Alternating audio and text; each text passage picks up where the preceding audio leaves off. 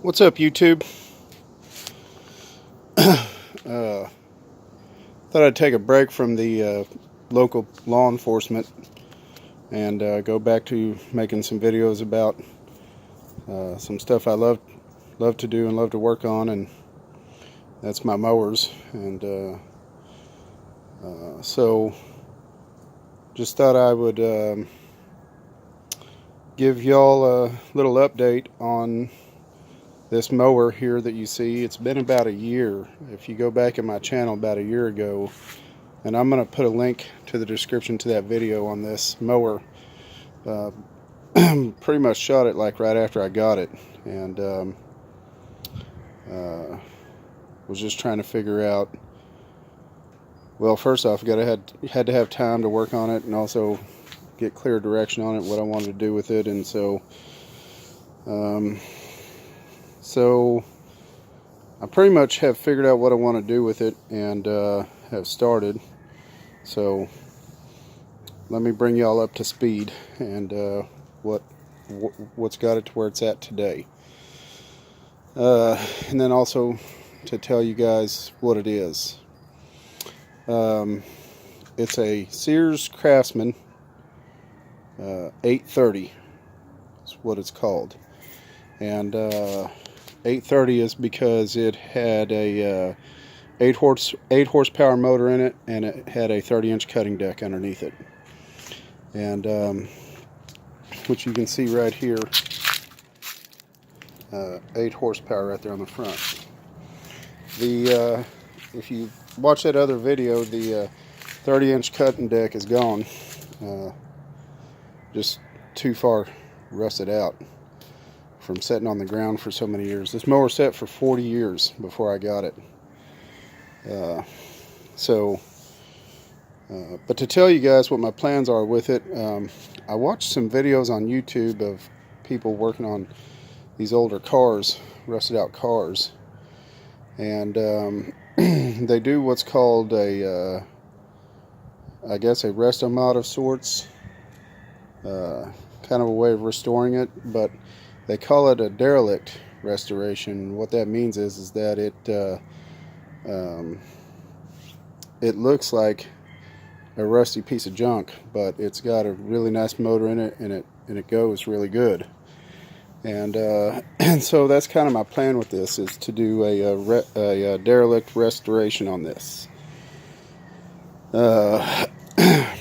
What I've done so far, though, is just pretty much the tear down of it. One of the things also is that I'm going to be doing is, because this had again, it had the 8 horsepower Tecumseh motor in it, and I was working on a self-propelled mower, a push mower, and the deck is shot.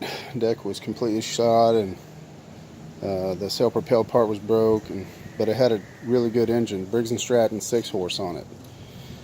And so gave me the idea, and what I'm going to do with this mower is just plain and simple. No electrical on this. It's going to be pull start, just like a riding mower, or I'm sorry, a push mower is. It's going to have one switch, obviously, for a cutoff switch. But other than that, just completely simple.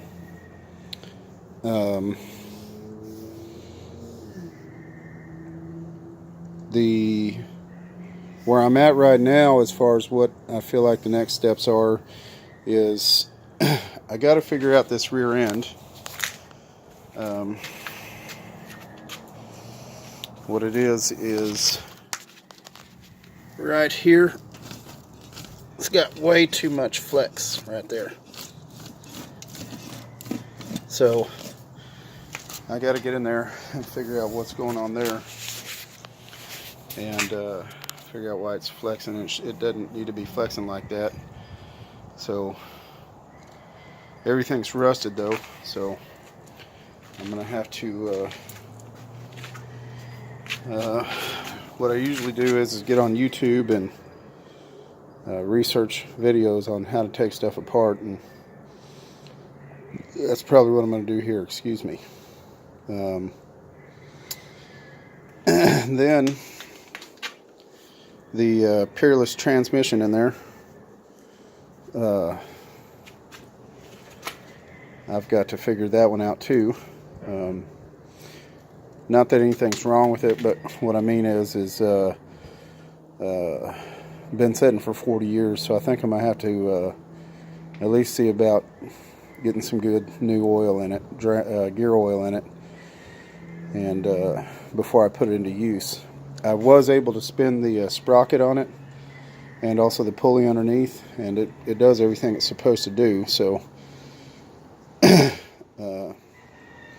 so I believe the transmission is good. It's just, like I said, for how long it's been sitting and not been in use, I think I'd better.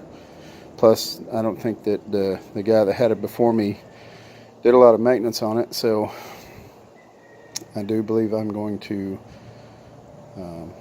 put some new gear oil in that transmission before I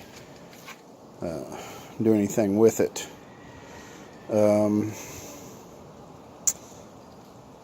Other than that, I mean,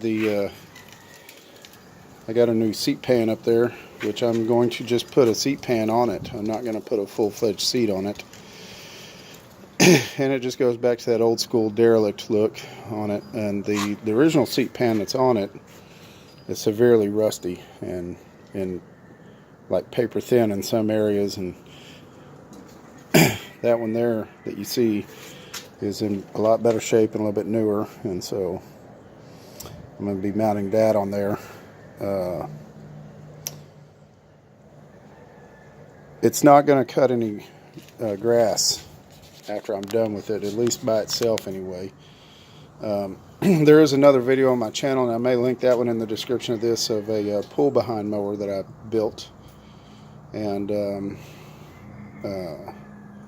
I may use that behind this, and that's kind of what I'm thinking I'm going to do with this. It's going to be kind of like a toy slash lawn tractor type of thing, because I do have a trailer also, and so to use it just around the property and stuff, and hauling stuff around, like picking up the sticks out of the yard and stuff, and stuff like that, and also maybe using the pull behind mower on it.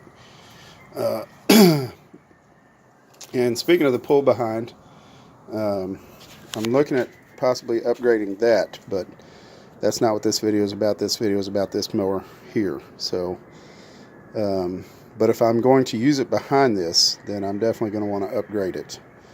It's good for what it is, that pull behind is, and hopefully you guys go on my channel and search for that video and look that up, Project Pull Behind.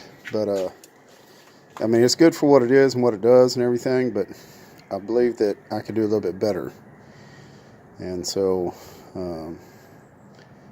anyway, don't really know what else to say on this.